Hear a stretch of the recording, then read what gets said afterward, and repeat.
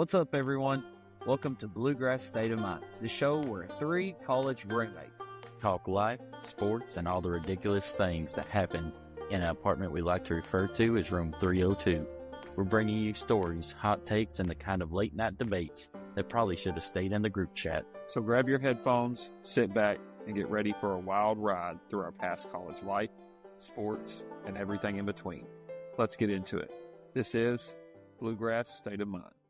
What's up, guys? Welcome back to another episode of Bluegrass State of Mind. If you are tuning in, we are glad you're here listening to this, whether that's on Apple Podcasts, Spotify, YouTube, whatever streaming device you are listening to Bluegrass State of Mind. We appreciate you all. We have a great episode in store for you all. A lot of football to talk, a lot of UK stuff. Before we get into that, though, I'm going to let Colton take it from here. Yeah, guys, just real quick before we get into our episode, we want to just give a shout out that our thoughts and prayers are with Charlie Kirk and his family, obviously with the tragedy of today's events when we're recording this. And, we don't get into politics on this show, but we do just want to say that our thoughts and prayers are with it. Also, 9/11 is tomorrow. That is a remembrance of that day. Also, we're just in a time, place where we really need to come together as America. There's too much evil. There's too much separation going on and hatred. And we just want to leave it at that. And we appreciate everyone tuning in. And we hope that, our podcast can, help bring a community together to celebrate sports and humor and just a lot of things like that. So we just want to give that shout out before we get into it. Yeah, appreciate that, Colton. And like you said, brother, we're going to use this as just, an episode to take our minds off everything that's going on in the world. It's good I know you all, it's definitely good for me as well right now. So let's get into the UK Ole Miss. So over the weekend, Ole Miss defeated Kentucky at a score of 30-23 at Kroger Field, making their SEC opener a L.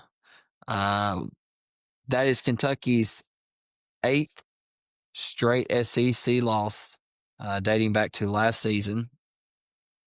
We are now 2-11 in SEC home games. I don't know how the span of like that year, but 2-11. But early on in this game, guys, the Cats looked good. They jumped to a 10-0 lead, courtesy of 2 Ty Bryant interceptions that were converted into scores. I think, though, the turning point, and we'll dive deep into this, but I just want to give thoughts on it just real quick, the breakdown of it. I know, Mason, I was messaging you, Colton, I'm sure you got to see it too if you didn't, but I think the turning point was, it was the second quarter. It was 3rd and short. The ball was maybe on Ole Miss's own 40, maybe into Kentucky territory, maybe, but at that time is when Austin Simmons committed a 55-yard pass to Harrison Wallace at third, and that's kind of where all the momentum shifted. And from that point on, it seemed like Ole Miss was in control. Zach Calzado was 15 for 30 on passing for only 149 yards before exiting with an injury. Then our homegrown boy, Cutter Boley, made just a small appearance. Didn't really get to showcase a lot given the circumstance of the game, but he did come in, and then as of right now, he is going to be the starter headed into the Eastern Michigan game. I guess the biggest thing that everybody was talking about on X and all throughout the sports media, even your ESPN analysts were driving home, was the crucial clock management for Kentucky. And it was very visible, not only by just seeing the clock, but also the players. Calzada especially being very confused, Stoops being confused, coaches. Mason, what was your thoughts initially of the first half? Let's not get into the second half yet, but Kentucky came out. Defense looked pretty good. We had all momentum. What are some of our early thoughts about just the early hours of the game? Yeah, like you said, our defense looked good, and I was really wanting to see it up against kind of SEC caliber opponents and talent and athleticism, and feel like we did a good job. We're getting pressure on the quarterback. Simmons looked a little rattled there at first. Kind of his first big time game going up against an SEC defense. Two picks, that really kind of set the tone early. And I mean, it kind of, rolls back again to our offense just couldn't really get anything going. I mean, even with those two picks, great field position. It's just like we can never really get any momentum right now. And I mean, it was going good. Like you said, the whole momentum shifted on that. Was it fourth down? I thought it was third down. It was third and short. It may have been fourth down. Regardless, I know it was either. I think it was fourth, but it was fourth. I think now that I'm thinking back, but I do know that I said that was a great play call because you was expecting like a QB sneak or something up down the middle, and then he hits a guy on just a straight out route. Great pass, great catch. But I think I sent it in our group as soon as they caught that pass. I was like, whole momentum of the game just changed. It shifted immediately right there. Mm-hmm. And after they converted that, I just thought to myself, like, it'll be a miracle if we win this game. I know our defense looked good, but they were going to get points. Ole Miss, they always Lane Kiffin's offense. And I just figured, they put up 21, 24. We're going to have a hard time trying to keep up with that and score that many points. And then, like you said, first half, first quarter, really, I guess, was where we kind of controlled the game. And then, we'll get into the clock management stuff here. Yeah. That just drives me nuts. But Colton, as far as speaking of the clock management, let's just go into it, and I'll let Mason, you feed off Colton, and I'll feed off of you all as well. What is more worrisome? Is the worry still that, we don't have a quarterback that can get the ball to playmakers, or is it deeper than that? Is it that we can't even control the clock, we got our starting quarterback who looks all confused whenever those are the moments that I feel like you practice that's something that in a college and NFL to even high school teams you practice that weekly, daily, clock management when it's going down to that 2 minutes, what you should be in the formation, what play you're going to be doing. So is it deeper than that? What are your thoughts on it? Yeah, it's got to be a little combination of both. Maybe some preparation, maybe just not drilling home exactly what is needed. So like from the coach's standpoint, maybe they did not go over it. Now I wouldn't say they, didn't, like I said, they've practiced these, like you said, they have, and they should be, I would think, surely to goodness, this is something they're practicing often, but, maybe it's a different, maybe you have a personnel group out there that didn't run it as much in practice, and maybe you didn't confirm that everyone knew exactly what to be. Maybe you didn't play it by situations in practice. And so that is concerning because, those are things you have to be prepared for. But at the other time, there's a good chance they probably did. And so how much of it falls on the quarterback? You ever see they get a false start penalty because someone's not lined up right? And they talk about how the quarterback's got to make sure that they're on the line. Like they talk about, the quarterback had to make sure before they snap that ball that they're on the line. And so to me, Calzada's he's got to make sure they're all lined up right? They've got to make sure. And it's almost like he's trying to not be able to, he wasn't able to lead out there like he needs to do. And to me, Calzada's got a lot of question marks. We can get a little more into that, but I think I think part of that falls on him too. You wouldn't think so from a guy that's been in college for 7 years, but I think it's a combination of both, which is not good. I'd rather have been on one or the other. Yeah. That it's a coach, we'll get rid of see what we can do. But if it's a little bit of both, then that's kind of worrisome. Yeah, I agree completely. I think it's both. I think it comes down to coaching. I also think it comes down to Calzada. It's not even just clock management at end of the first half or end of the game. It's like several times we had to call timeout, because we couldn't even get the play in. You're at home. Think about this stuff on the road when you have a crowd. We wasted 3 timeouts because we had to beat for the delay of game. I know. I know, and that's the kind of stuff that drives me crazy. I feel like, yes, it's probably a little bit of a combination on both, but at some point that falls back on your coaching. And this guy's been in college for 7 years. All right, it's time to give it up, bro. You're not good enough.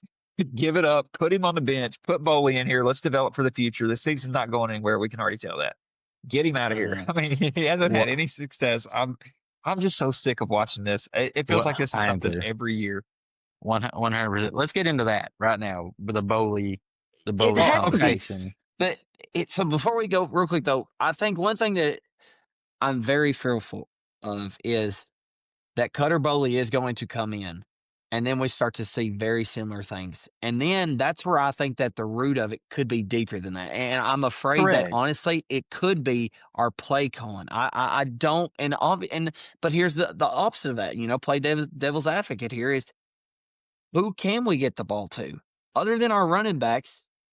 I don't see. I mean, there was a couple of balls that hit hands that you got to catch that with that. Now, not just crazy great looks, but I mean, we don't have, like we mentioned before, we don't have the Berrien Browns. We don't have the Dane Keys. We lost all of our playmakers.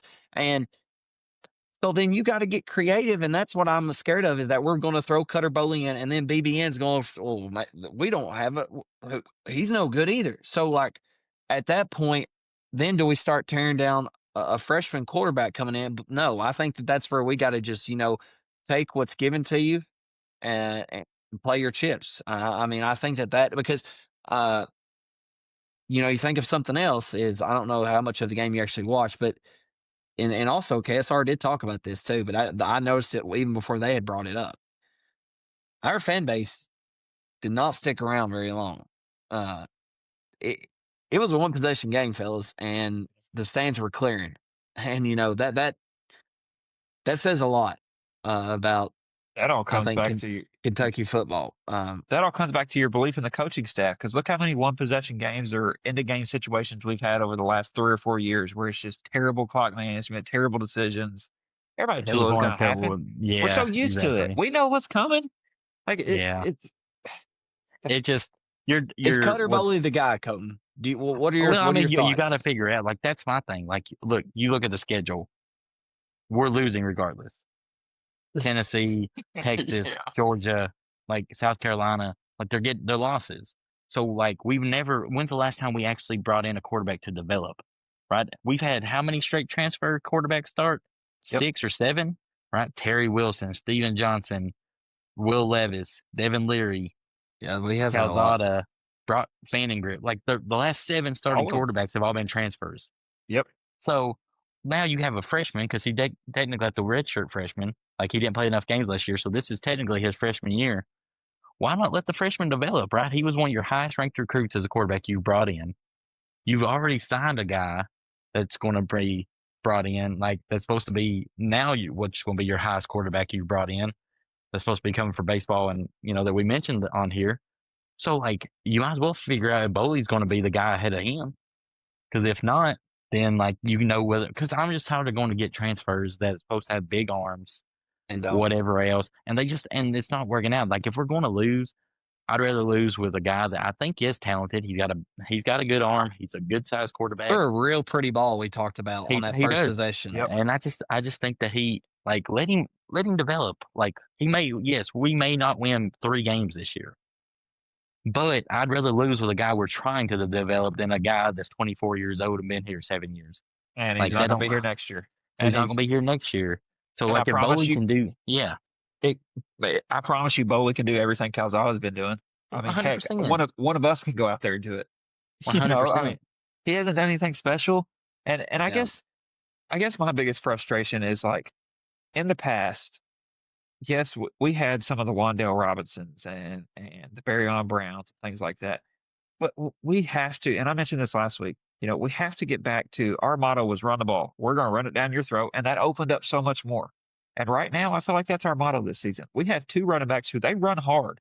They may not be the most talented running backs, but they run hard. They play hard. They're good running backs. And I think you rely on them, and, you start pounding it down people's throat, and that's going to open up some easier options and some easier opportunities for these quarterbacks. And I just feel like, I said it last week too, we don't have a true identity right now. And a lot of that comes back to us not having a quarterback who could make these decisions. And I feel like we also benefit whenever we don't have to have a quarterback who just runs all the time, but a quarterback who can use his legs and create with his legs. And that opens up so much more. And which is what Bowley done when he come in. He didn't throw a whole lot, but he did run some decent times. Yeah. He's an athlete. But I'm like you. Calzada has missed the deep ball all year. So, like, our run game's there, and then also we do a play action. and he's not even close to hitting those deep throws. 30 yards up, 30 yards past him. Let's let Boley see what he's got. You don't want to kill his confidence, but at this point, you know what you're going to get. Like this, you're at 3 to 5 wins max. Like that's it. Heck, if it doesn't work out with Boley, just go back to the Wildcat and put both the running backs back here in the backfield. I'm down. Yeah, 100%. So.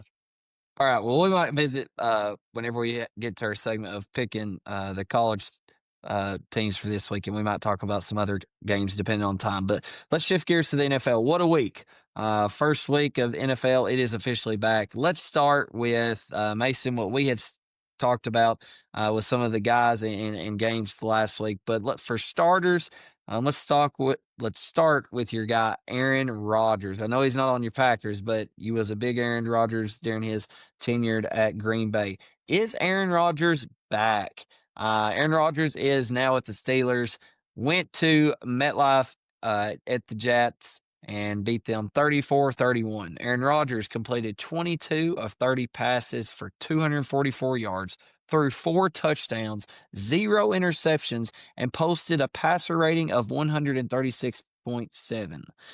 I think something very interesting about, well, there's a lot of interesting things about Aaron Rodgers, let me put it that way. But I really enjoyed his post-game comments.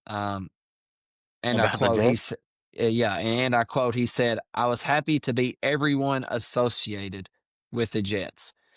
And the reason why that is something that he said, and you could tell when he said he had a little smirk on his face, is back in February, the general manager for the Jets, Darren Mogi, and their new head coach, Aaron Glenn, had met with Aaron Rodgers. And Aaron Rodgers has been very vocal about this, that it was he felt blindsided.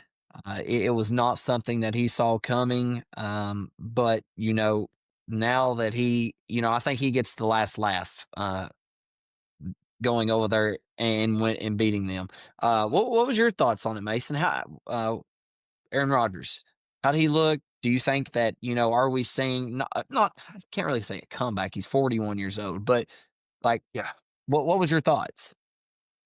I mean, obviously, he looked good. I mean, he came out there, like you said, 4 touchdowns, no interceptions. I will say this. I don't know that he sustains that. I do think he's in a better situation than he was at the Jets, but he's still going to have, his age is still going to show. He still got some pressure, even against the Jets. I know his line's better, but he still got pressured some. I think maybe he took 3 or 4 sacks 4 on sacks, Sunday. yeah. 4. So I think it's going to be an improvement from what we saw with the Jets. And I really think, his comments, obviously, but I think he was just kind of miserable the whole time he was at the Jets. And this was kind of like a game for him where, mentally he was very, very amped up, very ready to just go in there and prove like, hey, I still got it. It's y'all's organization that doesn't have it. It wasn't me. It was y'all's organization. So I do think we're going to see an improved Rodgers. But in my mind, there's no way that he sustains this. Colton, does this game speak more about Aaron Rodgers, or is it more about Mike Tomlin and the Steelers organization being a winning atmosphere? Well, what are your... Yeah, I'll be honest with you. I think it's that. I do think, I will say this, of the last 4 years, I think Rodgers is probably going to, I think he's got a chance to have his best year out of the last 4 years. He's not going to be anything. If you actually watch that game, there was actually 3 or 4 passes that should have been intercepted. It's hit the Jets players in the face mask. Just they didn't catch it. And truth be told, both these defenses should be a lot better than what they were. I think they just probably both played too overly aggressive, really, thinking that they could get after the quarterbacks, and the quarterbacks kind of blindsided them with some plays. So credit to the offensive coordinators, credit to the different the coaches, because Justin Fields looked really good. So not even talking about him, he did. He looked really good, and you never know. We've seen all these Bakers and Sam Darnolds, and so maybe this is Fields' team. Who knows? But I will say this: I think Rodgers can still do it. I just think that the Steelers, the next 2 games are very winnable. I can't remember. It's the Seahawks and maybe someone else for them. But, they're very winnable. They've got a chance to start out 3-0. I think the Steelers will make the playoffs. But I don't think they're much – I think they're still in that similar situation where they keep making the playoffs and everyone's like they're done after the first round. I guess I don't see them going further. I think that's kind of the ceiling with them. I do think they'll get a little better Aaron Rodgers than what he's been the last few years, but I don't think you can like expect a whole lot better than what happened on Sunday. All right, well, let's get to the Bills-Ravens. Like I said, we got a bunch of NFL games we're going to talk just briefly about, so just give comments on it and we'll just move along. Bills-Ravens. So, Sunday Night Football, what an opener. Buffalo Bills had a remarkable comeback, erasing a 15-point deficit in the final 4 minutes to defeat Baltimore Ravens. 41-40. Josh Ravens Allen, are my least favorite organization in the NFL. Josh Allen delivered a sensational performance. He had 250 yards for 3 touchdowns, 1 passing and 2 rushing in the final 4 minutes. And then you get your old vet to come out and seal it off in Mike Prater, 41 years old, hadn't been with the team but only 3 days, elevated to the active roster and nailed the game-winning field goal in the final seconds, becoming the oldest player to appear in a game for the Bills. Colton texts me something when they showed him on TV, something like, man, this dude looks like he should be in a nursing home or something. Like, this dude looks 80 years old. Showing you, and I was like, my goodness.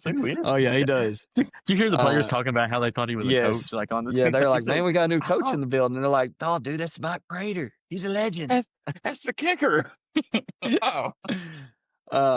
But anyway, so on the opposite side, though, you had Derrick Henry. Derrick Henry was had 199 rushing yards, 1 touchdown. Lamar Jackson, 3 total touchdowns. Costly fumble. 2 pass winners. Just a quick takeaway, Colton.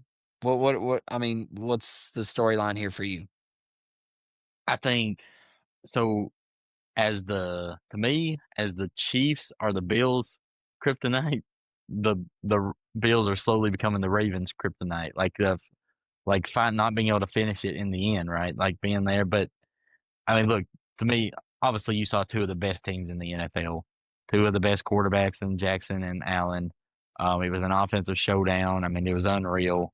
To me, I mean, the things that both Lamar but mainly Josh Allen can do, I mean, it's just, you're getting legendary stuff, your Hall of Fame stuff, and you're getting to witness it. We went through the primes of Brady and Manning, and we saw that greatness from the pocket passing standpoint. Now we're getting to see greatness in a passing and a, mobile quarterback in all these guys. So, to me, the Bills, obviously there's defensive questions, but like both those teams aren't going to play many better offenses than what they just played. Like they're not going to play another quarterback. They're not going to play, a whole lot better than what they played. So there'll be questions, but I fully expect those 2 teams to see each other again in the playoffs. Yep. I mean, it was just, already probably game of the year, and you may not get a better one. Yep. Quick thoughts on it, Mason. What you got? Everything Colton said, great game. I mean, what a legendary ending. Josh Allen, I mean, I've said it on here before. I love Josh Allen. I love who he is as a person. I love how he plays the game. A lot of passion. He's my favorite player outside of anybody on the Packers. I love watching him, and that's why he's a reigning MVP. Let's join the Bills Mafia. I'm so down. They were out there cooking on a shovel and a saw. Did you say and a saw? They were grilling and used a boys, shovel. we might need to jump ship off Miami. I mean, you go and you lose to Daniel Jones like that. Yeah, that brings me something else. We might need to apologize to Daniel Jones. He might come out and have an MVP season. I hope so. No, wait. I'm pretty sure I said that he got a chance of being the new Sam Darnold or Baker. Yeah, going to a different system. Yeah, 100%. Yeah. All right. Well, before the weekend slate of games, you had the Chiefs face the Chargers on Friday night, and that was it Brazil? No. Yeah. Mm-hmm. Was it Brazil? Okay. Brazil. Sao Paulo or something. Yeah. Well, Justin Herbert delivered his standout performance, completing 25 of 34 passing yards for 318 yards, 3 touchdowns, including that 19-yard run to seal the game. I think the Chargers are the Chiefs' kryptonites. I feel like the Chargers always beat the Chiefs. However, though, there was some storylines in this game. One being Xavier Worthy's early exit, which was calls by to Travis. Kelce, who did take Yeah. complete ownership of that. And then He was up there also, thinking about Taylor. yeah. Also, La I La think Land. the other headline. That's why I say to my kids all the time, "Don't be in La La Land." But I think the other story for me personally of this game is the Chiefs' defense looked old and washed up. I felt like they were slow. They were not organized. And I know that the Chiefs defense is not known because they have such a good offense, but the Chiefs defense is year in, year out pretty good. And I think that flies under the radar whenever they have face good teams is that front line is able to get to the quarterback, and they just did not look like the old Chiefs defense. Another thing though that you can think about Travis Kelce, I thought looked pretty good. I mean, 10 passes for 99 yards. Patrick Mahomes was 24 for 39 for 258, 258 yards, 1 touchdown, had 2 sacks. I mean, what's this coming down to, Mason? What was some of your takeaways from me? My biggest one was the Chiefs defense, and that's what killed them. Obviously their offense is going to keep them in games. However, though, I think that their defense has got to be better for them to sustain other teams, because I feel like, the Chiefs are slowly getting older. I know they made the Super Bowl game, but it seems like they make that, and they usually start off kind of iffy, but then they always prevail. But what are some of your thoughts? Oh, I agree. I mean, I think the biggest thing is the Chiefs defense as the takeaway. Not no knock against the Chargers. I mean, I think Justin Herbert's a good quarterback, very talented. But it's not like they have, standout receivers or a really solid running game, that they just rely on. Like they don't have any of these big name, Chiefs are going up against the Eagles this week. Let's see how that defense stacks up against Saquon Barkley and, the receivers they have there on the outside.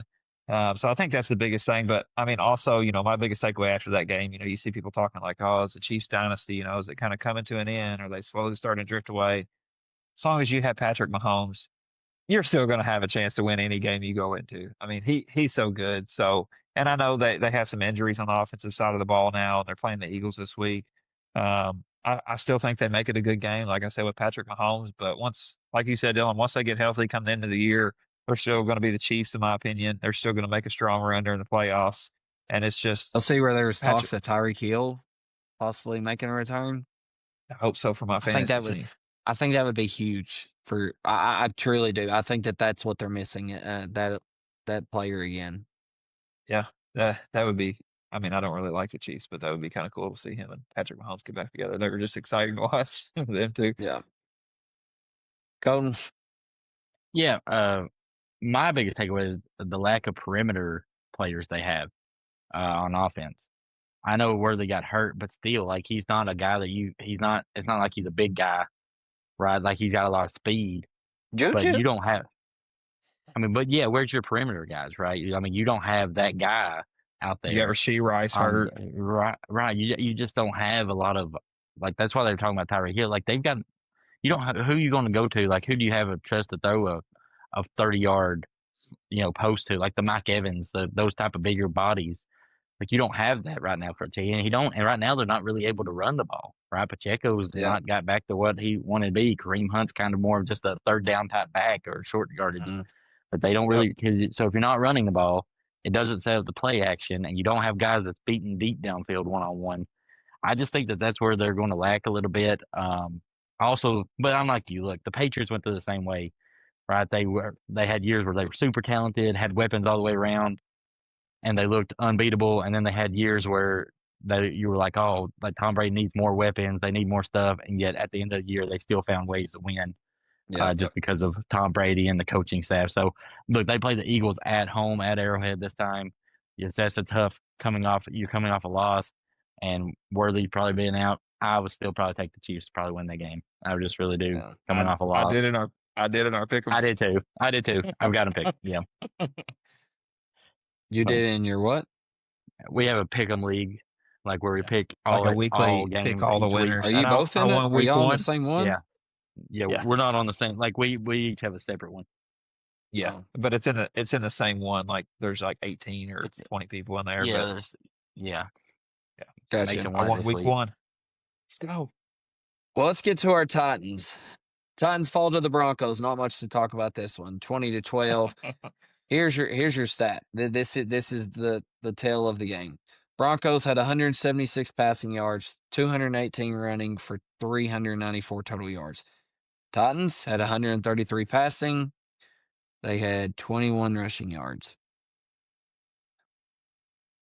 That is an average of 2.6 yards per play. Absolutely pitiful. They finished the game with 135 total yards. Cam Ward had 12 completions on 28 attempts for 112 yards. Tony Pollard had 18 carries for only 60 yards, 3.3 average. That's what it is right there. Real quick, Colton, I know you talked about it. I did too. I was having the same thoughts. Cam Ward has got to find a way to stay in the pocket or advance instead of Yeah. running backwards. Talk about it. All right. So a few things real quick. One, tough game for him to start out with. Broncos defense is the best in the Yeah. league. Defensive line, so that's why the running wasn't there. Obviously, I don't know how good our offensive line is. It should be better than what it has been last few years. But you're not developing a running game. We don't have the type of receivers either to beat one-on-ones and play actions. Right, Calvin Ridley's got your best chance, and he had some drops. So biggest takeaway, Ward going forward, a ton of talent. He's got to stop running backwards.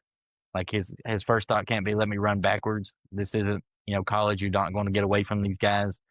So throw it out of bounds, throw it over the head of the receivers, and those like seam passes. He's throwing a lot of fastballs, right? Like I'm not saying some of those shouldn't have been caught, but like those are the type of feel throws where they're not the easiest throws, but if you have just a little touch over the linebacker's head, like I mean he's throwing fastballs, like in like at an angle that's really tough to catch as a coming in hot. And those are rookie mistakes. I mean, those are just things that you should learn as a rookie. I will say, I'll give the Titans defense credit. Well, we had 5 turnovers. They Yeah, caused 5 I mean, turnovers. defense looks pretty good. Yeah, so I mean, maybe they'll be scrappy enough that where Ward can develop a little bit. They'll only lose by 8 to a team that they think the Broncos will be a really good team at the Broncos. The first game. There are some signs of life, but there's a lot of growing and a lot of coaching, kind of like UK. A lot of coaching questions. I think technically there is bad clock management and some other things go on too. So Yep. All right, let's get to our next segment. I'm not going to throw it over to you, Mason. If you don't like the Titans, it'll be nope. all right. My Packers look good though. I just want to throw that out there. Yeah. We're not going to talk about. Well, I guess we didn't talk about the Packers lines, but we've talked about a lot. We got to talk about real quick, Mason, go. Packers look good. I think the defense looked really good. I think some of that's probably in part to first game without their offensive coordinator from last year, but still, I mean, Micah Parsons was kind of on a snap count. He was still in there getting pressures though, but I think it opens up so much more for our defense too. Van Ness, I don't keep up with the Packers, but best game I've ever seen him play. And I just think on that defensive line, he opens up so much more. Offense looked good too. I mean, I know that they kind of had momentum early and kind of kept that rolling, but we still don't have that go-to wide receiver, but Jordan Love shares the ball so well. I don't think it's absolutely necessary right now. I hope somebody does kind of take over that role, but I really like it. I really like it. Looked good and got my hopes up. Yeah, I expect the Lions to have a good bounce back week after that performance. Yeah. All right, we're going to get to a segment called Underrated versus Overrated. We've done something similar to this, except we've done overrated, right on the money, and underrated. Today, we're just going to do underrated or overrated. And we'll all give our take, and if we disagree, we can, hash it out and talk about it. All right, here we go. So, underrated, overrated. Mason, napping. Napping? Mm-hmm. Overrated, underrated. I'm gonna say overrated. Because for me, whenever I nap, I just feel like I wake up and I feel sluggish, and I'd rather just put like my kids, if I lay them down for a nap, it's like okay, and if I lay in there and fall asleep with them, like whenever they get up, I'm like, oh man, like I don't want to get up, like I just want to lay here now. So it's overrated for me. I mean, good nap every now and then, that's fine. If I can nap as long as I want, maybe, but I still feel like after I nap, like just my energy's gone and I'm like, hey, I just feel like sitting around the rest of the day. Colton, what are you going with? Overrated, underrated? Oh, underrated. I'm a I agree. big nap Underrated for guy. sure. Yeah, I know Dylan's a big nap guy. I'm the same way. Yeah. Look, I'm one that likes to start my morning very early, and I would rather take like a little like a pre-day or midday nap, and then be able to stay up the rest of the time to watch a game or do something later on. Yeah. But I like to start early, and I like to stay up just a little bit later to finish watching games. But I'm all for a power nap. Yeah. I don't actually get to take many naps at all. Like I couldn't tell you the last time Yeah. because with kids and everything, because whenever they go down, that's whenever I can do something I need to. However, though, there is nothing like it don't even have to be like 20 minutes, a 20-minute, 30-minute just nap where you just are knocked out. Nothing like it. It is most definitely underrated. Mason, I totally disagree with you. Colton, you'll start off our next one. Mowing your own yard versus paying someone. Be honest. Mowing your own yard versus paying Is Dylan someone. trying to Everybody. advertise here? Is he trying to Yeah, get he's trying to get more he's yards. trying to Try to get some get everyone to business. answer. He's trying to get everyone to answer so he knows He's who just would prefer teeing it to up. pay someone. Personally, I think mowing. There's obviously I think it's. So what are you saying? Underrated? I think it's. You said like I would prefer to mow my own yard. So I So don't that know would which be one was that. underrated. Underrated. I think it's underrated. I think there's a satisfaction like in anything else, right? You have a long day of like if you're outside doing a bunch of house jobs and right, Hmm. and even if it's been a hot day, by the time you finish up for the day, you kind of look at all the work you've done. There's a satisfaction there that just like I said, it's a pride in of the work that you've done, and I think that's how it kind of is mowing the yard. Mason, underrated or overrated? Mowing your own yard versus paying Oh, somebody. overrated. Time is money. I'd rather have my time be able to do other things, spend it with my kids, whatever I need to do. Overrated. I'll pay somebody all day to mow my yards. Not Time is not that I money. You're mind right. not that I mind mowing it.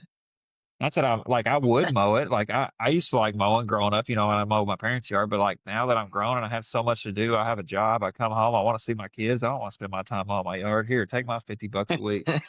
Time is money, I baby. most Call definitely. Gerald's mowing. That's right. Time is money, baby. Call us up. People out there listen. Gerald Lawn Care. Let me know. Oh, it's most definitely Yeah. underrated. There's nothing like mowing your yard. It's just like Colton said, I On the like the wrong word wavelength right satisfaction. now. It is. It's time. It allows me to just decompress everything and just lock in, hit them stripes, stripe it up, baby. Make it look good. If you ain't got a striping kit, not everybody does that, but I mean, like, I love it. Next one, cold showers. For me, cold showers is most definitely overrated. There is nothing about a cold shower that I like. I hate it. I even like it. The only time I can ever recall me taking a cold shower is if like I'm sick and I need like something to help me feel somewhat better. Um, Other than that, no, like even coming in on a hot day, I room temperature might be the coldest it gets for me. Cold showers for me. I know a lot of people who love cold showers. Yeah, I don't get it. That just is not me. So that is overrated 100%. Mason. I'm gonna agree with you on this one. Overrated. I can't stand a cold shower. I gotta have it hot. I think the only time I've never taken a cold shower in my life. Used to do like ice baths and stuff in college to help your body, heal and things. But cold shower, who? Why? No, I don't. no. Colton, do you take cold showers? I feel like you might be that one Absolutely that not. said. No, I will say though, like during the summer, yeah, there's several times that it gets the room temperature maybe a little below room Yeah. temperature, but that's at the max, right? And that has to be coming in from a 95-degree mowing the yard. Yeah. The Nope, satisfaction. don't have those. Mason's not doing it. Mason's definitely So- not taking. He's in a sauna or something. He's He got ain't him leaving getting all the air I'm treatment. sitting here watching college football while y'all are outside mowing. Like, hey guys, Nonsense. Cass just scored again. Yeah. No, we didn't. All right, next Oh, one. exactly. Colton. We didn't score. Oh. Sorry, time ran out. We didn't get to playoff. Yeah, we most definitely did not score there. All right, Colton, your next one. Wearing socks to bed. Underrated. Underrated. Sorry, people would go completely against this. I wear socks. Fred. One, I can. I'm You I are cannot. completely against you. You wear socks to bed. I you're There a can't. ain't no way. psychopath. You're a Listen, psychopath. no. One, the one thing that gets so cold on me, maybe it's a circulation problem, but it's my feet. And two, I cannot stand feet touching each other. I cannot I don't stand like it. that either, but that's not really. And the thing is, I sleep on my side, so like my knees are together and my feet touch each other, like my ankles are hitting each other, like because I sleep like on my side. If I'm on my stomach, it's not that bad, but like where I sleep on my side, like I cannot stand my ankles like hitting each other, or my feet touching each other. Oh, well. You disgust me. Me too. Did you sleep in socks Oh. when we were playing in the member guest? Because I do not remember that. Well, yeah. Wait, you all slept in the same bed? No, that's why I don't know why you asked me a question. We did not. We did not. No, we did I not. don't But know we were why he's sleeping in the asking. same area. I I don't- slept I on the don't- couch. He slept on the no, mattress. I don't know blow-up what- mattress. I don't know why. But Cohen, I he can see made it's that going south real wrong. fast. I was like, why is he wanting that? Wait, would you hear the same? I was like, when I No, left we you all, weren't. Mason or Cohen was on the air mattress, and Mason, you was on the couch. Unless something changed Yes, whenever I went but upstairs to that's my what- bed. That's why that thing deflated during. I crawled down there. I Listen, crawled down there with him. Mason, whenever Cohen was about to say, like, first off, I don't know why I thought, but I thought he was about to say something like, first off, I don't like dogs coming and licking my feet in the middle of the night. I don't know why I thought he was going to say something about a dog coming up, but I Yeah. was like, Absolutely. I'm totally going against you on this one though. And me and Mason, I think both are. That is definitely overrated for me. You will never find me wearing socks to bed, even if it is 10 degrees. I will not be wearing socks to bed.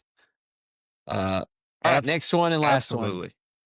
Crazy. Mason, alarm clocks over your phone alarms. Overrated or underrated? So if I say overrated, that means I'm for alarm clocks, right?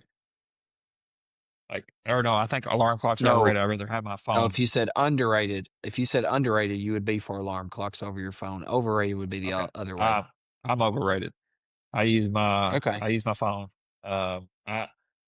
Heck, I don't think I've ever had like an actual alarm clock. I know my parents did growing up and things, but with our smartphones now, I think we've probably all grown up just using our phones as our alarm clocks. And Mhm. sometimes it does drive me crazy though. I don't know if you've ever had this, but like my alarm will go off right for like a week or two straight, and then there'll be that one random morning where like this morning, I had it set for like 5:15 to go to the gym. And I woke up, I looked at the clock, it was like 5:42. And I was like, walked in there and like the alarm's going off my phone, but no noise is going off. My volume's turned on, turned up. I'm like, what in the world? And it just will randomly do that to me. So maybe I need to switch to an alarm clock actually. So you Yeah, said we'll so try I'm again at- tomorrow. I went back to bed. No, I actually got up and went this morning. And then I got a call after I've been there about 45 minutes and was like, my youngest just threw up. She's like, I need you to come home and help me. I was like, oh, great. Hmm. But yeah, I got up and Yeah. went. Just running a little late. So you said overrated. Overrated. Yeah. Like Is what you that said. the phone Okay. that the Yeah. phone alarm would be. I So, agree. I agree. I'm going to say overrated as well. I'll agree with you all. I have my phone alarm. However, though, I will say I do have a couple issues with my phone sometimes. Not that my alarms don't go off. It's just that, for example, the other night, Hayes, we have his like his little camera, and it plays this mute like a little sound over it. And if my sound on my phone is like lowered, then that's the level that my phone alarm will be. And sometimes it's not loud enough for me to hear. So then I didn't sleep in, but I was like, man, this could go horribly wrong if I were to have been like in a deep, deep sleep. So I might need to invest in an alarm clock. I agree. I Yeah, might I've need had to as nights well. where my phone did an update, and so once it Mhm. did the update, it removed the alarm. So I've had some nights like that I was like, what happened? And it updated overnight, Yeah. and so I mean, I've never used an alarm clock. I've always used my phone. Have you all, any of you all? My parents had an no, alarm clock, but yeah, when we were younger before, even like when we had like I did when we had like a Razor phone or the little keyboard pad phone. Like we went to basketball camp one time. I went to basketball camp one time, down in like Lebanon, Tennessee. Like I remember taking like a little alarm clock with me because we had to be up a certain time. Like I set it up and like, yeah, I had one for a while up until we got to an iPhone. Then it just become a little. Yeah. Actually, simpler. now that you mention that, I may have brought something like that too as well. I'm thinking of some basketball camps, but how did I may have wake had up one in at time? Brescia. I'll be honest with you. I don't. I may have I had feel one like sitting you, on I my feel like you windowsill at did. Brescia. I feel like you have. did. I don't. I don't know. You should know, Old Mason. school. Apparently, you sleep with Colton with socks on in the bed. So, No. Thank you, all right. mattress. Colton or Mason does not matter. Let's let Colton do it since Mason, you done it last time, I think. Colton, give us the college picks for the week. Oh, okay. So Wait, does anybody have a game, record we're so going. far? Yeah. Has anybody kept up with Oh, it? Y'all can't are remember. tied. We're tied Y'all are for the tied, lead. I believe. I believe so. Dylan Okay. may still be one up, First- but yeah, I got the record. I'll have First week was not ideal because we took out. I mean, we all only had like one or I guess two. everyone did. Yeah. Yeah. Dylan beat us So, by okay. one the first week, and then I think y'all tied last week. So I think Dylan's up 1. I'm down Yeah. 2 to Dylan and 1 to Colton. Let's Yeah. get So it. some good games all right. First game, we're gonna go with LSU and Florida. Man, it's at LSU. I'm pretty sure Florida at LSU. That's I'm gonna I'm going with LSU. LSU. So. I don't even need a comment. Yep, me too. LSU. LSU. All right, Florida's a fraud. So they need to get rid. They need to Yeah. get rid of Billy Napier. Yeah. Here's another one. This is a good one. Georgia and Tennessee at Tennessee. Huh? I'll go first. Is Tennessee the real deal this year? What are you doing? I'm taking Tennessee. Ooh, nice. Georgia hasn't impressed me a whole lot this year. I know the first game they won pretty easily, but last week they didn't impress me. Tennessee's offense has looked really good. I still don't know that Georgia has the offensive firepower. Yeah. We talked about it this year. We thought they were going to be better. We thought they were going to be better, but I'm gonna rock with Tennessee at home. It's going to be rocking there in Neyland Stadium, so I'm going Tennessee. Night game, I think. Yeah, I'm going with Rocky Top as well. I'm going to be really honest. Not that I would lie to y'all anyways, but I've not got to watch any of Tennessee play because I feel like I watched other games. But I've talked to some Tennessee fans, and everything that I've heard, seems like they're legit. Georgia, like you said, Mason, has struggled, at least last week. Not struggled. It's just there's not been that it factor for me. Like, oh, Georgia looks really good. Like I could definitely Not dominant see them, as they have been, the years they won a yeah. national championship. Yeah. And a lot of that I think is, just the quarterback. Like that everybody is trying to figure out, is this going to be my quote unquote like franchise, even though it's not a front, but like they need that franchise quarterback. Like, in Tennessee, I like I said, I haven't got to watch them, but I'm gonna roll with Rocky Top since it's being a home game, night game. So give me them. Go Dogs.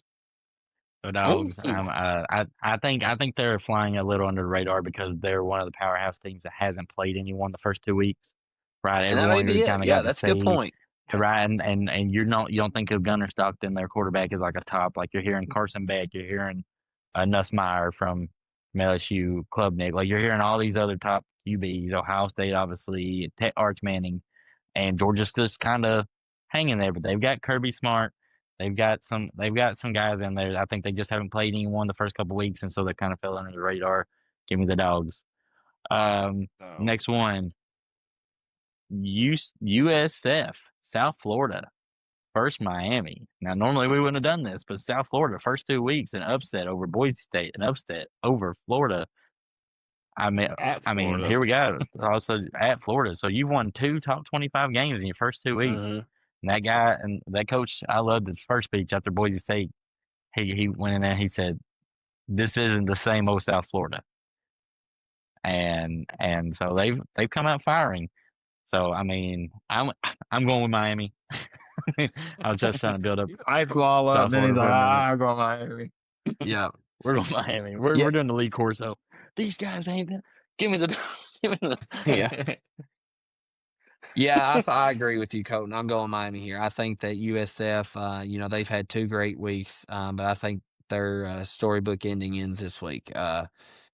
It's hard to go on the road to win one top 25 match. It's hard to go 2 weeks in a row to do that. But to go 3 weeks in a row to, I think, a good Miami team. I don't know that they're a Yeah. great, like the real deal, but I do think they are a good team. I thought Carson Beck looked good. I did. There's no lie to tell. I thought He gained some he confidence looked, back. I think yes, yeah. he looked Yep. like a mature.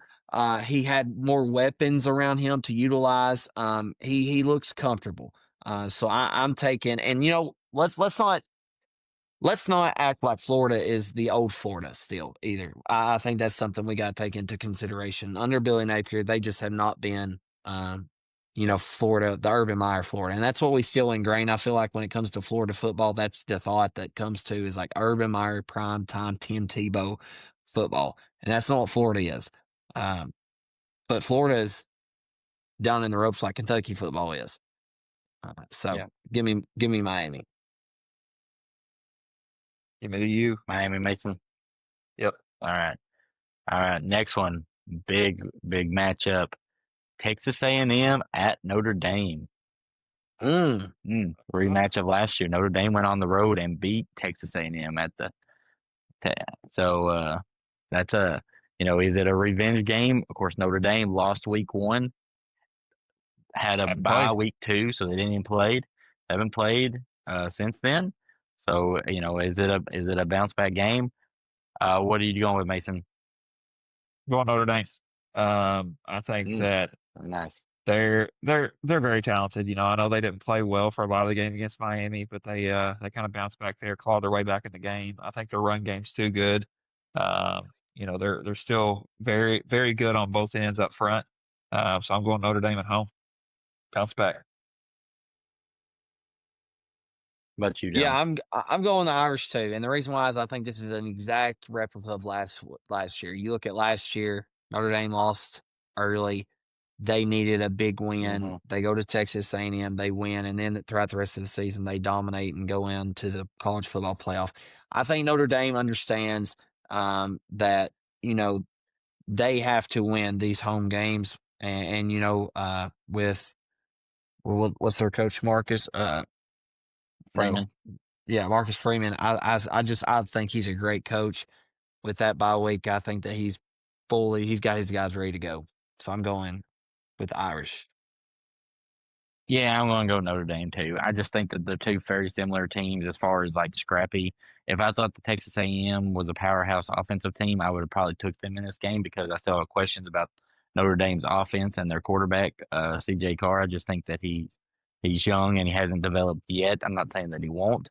But if I trusted Texas A&M to be able to score a lot of points, I'd have took them. I just don't think I think they're very similar as far as like they're not going to have that much of a high power offense. So if that's the case, I'm going to go with the Irish also. So, all right. So I think that just leaves UK and Eastern Michigan. Give me the Cats by 90. Go Cats. Go Cats. Listen. Bowley makes its appearance. If we don't beat them by 4+ touchdowns, something We're not is winning wrong. another game. No, I looked. Eastern Michigan, they're awful. They lost to Texas State 52-27, and then they lost to LIU. I looked on the ESPN app. They don't even have a picture for LIU. It doesn't even say their full name. I'm guessing it's Long Island University, but they don't have like a symbol for their. They have nothing on there. Who is this school? They lost to them 28-23. So if we don't beat them by 4+ touchdowns, we the ought to Bishop. What's the one with the fake high school? Yes. And they lost to them. I'm trying to find another word for the B because I feel like right there you're trying to be like Bowley boost us, Bowley blossoms, Bowley. I feel like he's trying to come up with another like another word. In my mind, I had comeback Cats, and so I was trying to be the Bowley comeback or the Bowley. I know. Bowley and you're baller. just like, I'm going with Bowley. the Cutter comeback. Here we go. The There we go. Cutter That's a lot comeback. better. Okay. Cutter All right. catch. Let's Yeah, get to I'm all for it. an- We got this.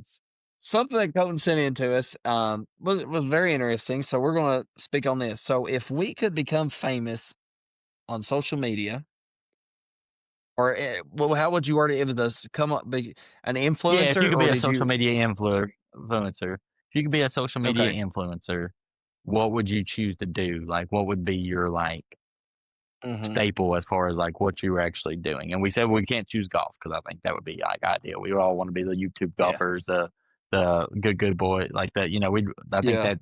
that's kind of obvious. So we want to do something separate. So I'll go first just because since I came up with it, I want to be one of the like the food people, like the travelers. I would want to be one that like goes around and does all the reviews of the different restaurants. Like to me, I think it's awesome if you watch some of those reels. Like they go around and they try different ones. I don't know how they get where they get the money from. You know, if they just have agreements with all these restaurants. They're like, hey, we're going to advertise you. Are you willing to like cook us this food? Like we're big. But it's pretty cool because they go through how stuff is cooked. I'm always about trying different foods. I mean, it all looks That'd be awesome. It'd be pretty nice. cool to go around. Be pretty Yeah. cool. So I think that's what I would want to do is like to go around and give all these like food reviews that you see people do. So Like the Dave that'd be Portnoy mine pizza personally. review. Yeah, yeah, like the pizza, yeah, stuff like Yeah. that. I think that would be pretty cool. Him being on the Big Ten thing. That's wild. I Where did think that that's come I don't from? know. That's Come on, Colton. listen. I Come on, think they Big got. Ten He's a guy. big I think they got. he's a big Listen, Michigan fan, listen. right? Yeah, they got Yes, to be but very like, careful with that. why is There's a he on the big Big Ohio 10 State Big following. Noon? Yeah, I like know. you did not have like Karen's and Lynn's parents, like they weren't watching it. They would not watch it. They need to be careful with that because that's like there's such a hatred there. Like Ohio State fans will legit like not tune in. Like they won't I tune in know. to it. Like they're not going to do it. You're going to lose an entire big fan base Yeah, of your best team in the Big Ten Yeah. just because they because cannot of stand one guy. Michigan. Yeah, one guy. So, but what I'll say. So what's y'all's? Dylan, you want to go or you want me to? It don't matter. You can go. It don't matter. All right. All right. So I mean, obviously, I think all of our first choice would be, get big off of this and be like the new KSR, right? That'd be awesome. Oh But yeah. one of mine is, I don't know if y'all have seen the guys on like social media, but the guys who go around and they like on days when nothing's going on, like they'll sneak into like college stadiums or college basketball arenas. Have y'all seen that going around on social media? Like, Yeah, I think that yeah. would be awesome to just like go in and give everybody a tour and like check out the fields. Like dude gets down on the field, he kicks a field goal in every football stadium. Like, I don't know how he does this stuff and what happens, but it's like, man, that would be awesome to just travel. Okay, today I think I'm gonna go check out Alabama and see if I can get, get on Nick Saban field and go kick a field goal. That's mine. yeah. That would be real. That would be pretty cool. I didn't even think of that one. So mine was actually, I guess I was thinking on more along the lines like to get famous on not the influencer. I guess I didn't read over the influencer. I was just reading over like to get famous on YouTube, but which still makes sense, but it's just a little different, I guess. Mine would be being a motivational speaker.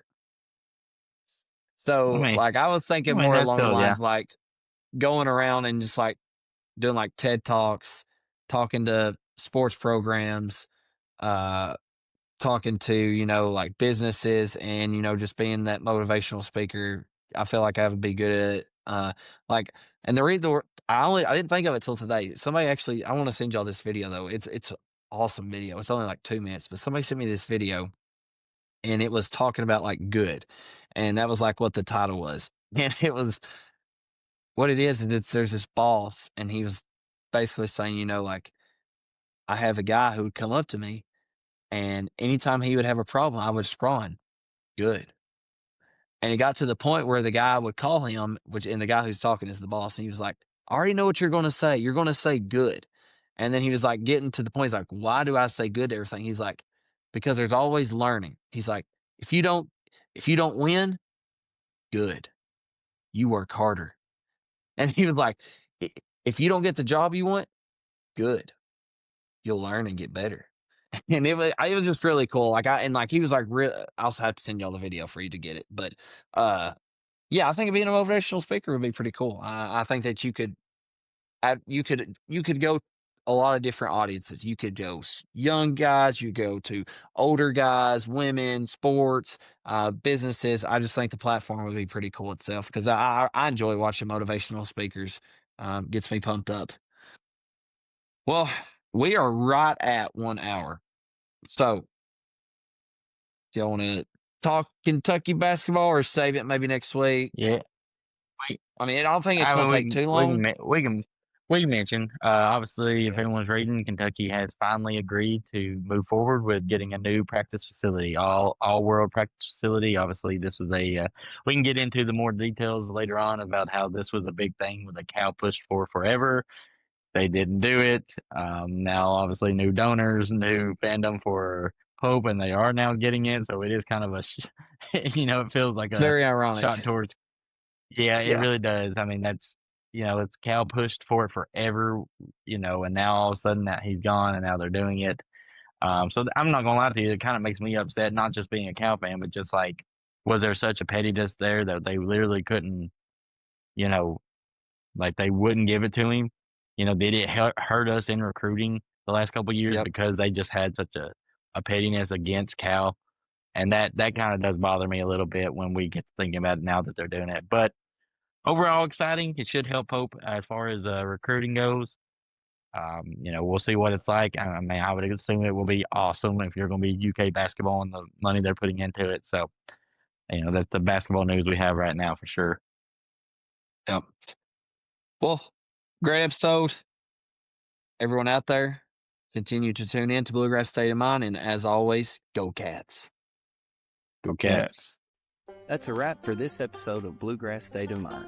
If you enjoyed the show, make sure to hit that like button and subscribe so you never miss an episode. Also, be on the lookout for our social media pages and be sure to follow them. We've got plenty more stories, insights, and conversations coming your way. And if you really loved it, make sure to share it with a friend.